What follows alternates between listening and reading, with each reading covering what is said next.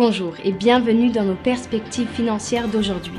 Rejoignez-nous aujourd'hui pour notre analyse du monde financier, des derniers événements et des dernières informations sur les marchés. Thomas va nous aider aujourd'hui, depuis la salle des marchés. La bourse de crypto-monnaie FTX, en faillite, étudie les propositions de 3 soumissionnaires pour rétablir les transactions sur la plateforme après avoir connu l'un des effondrements les plus brutaux de l'histoire du secteur, à la suite des actions présumées de son fondateur Sam Bankman-Fried qui a escroqué des milliards de dollars à ses clients. Les actions mondiales ont progressé grâce aux bénéfices positifs des entreprises qui ont stimulé l'appétit des investisseurs pour le risque, même si la prudence reste de mise en raison de la guerre au Moyen-Orient et de l'imminence de données déterminantes pour les perspectives des taux d'intérêt américains. Les marchés européens ont mis fin à une série de 5 séances de pertes alors que les investisseurs digéraient les dernières données sur l'activité économique de la zone euro. L'action Tesla s'est échangée latéralement lors de la dernière session.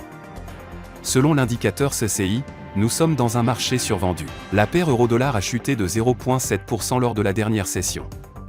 L'indicateur stochastique RSI donne un signal haussier. La dernière session a vu la livre sterling baisser de 0,7% par rapport au dollar. Le signal haussier de l'indicateur Williams est conforme à l'analyse technique globale. La paire dollar-australien-dollar a fait une légère correction à la hausse lors de la dernière session, gagnant 0,2%. L'indicateur Williams indique un mouvement baissier. L'indice coïncident du Japon sera publié à 5 heures, l'évaluation actuelle IFO de l'Allemagne à 8 heures, les demandes MBA de prêts hypothécaires des États-Unis à 11 heures. L'indice des prix à la consommation de l'Australie sera publié à minuit 30, l'indice économique avancé du Japon à 5 heures, les ventes de logements neufs des États-Unis à 14 heures. Nous espérons que vous avez apprécié nos perspectives du marché d'aujourd'hui. De la part de toute l'équipe, nous vous souhaitons une journée de trading productive. N'oubliez pas de nous rejoindre la prochaine fois pour toutes nos analyses des derniers événements et nouvelles sur les marchés financiers.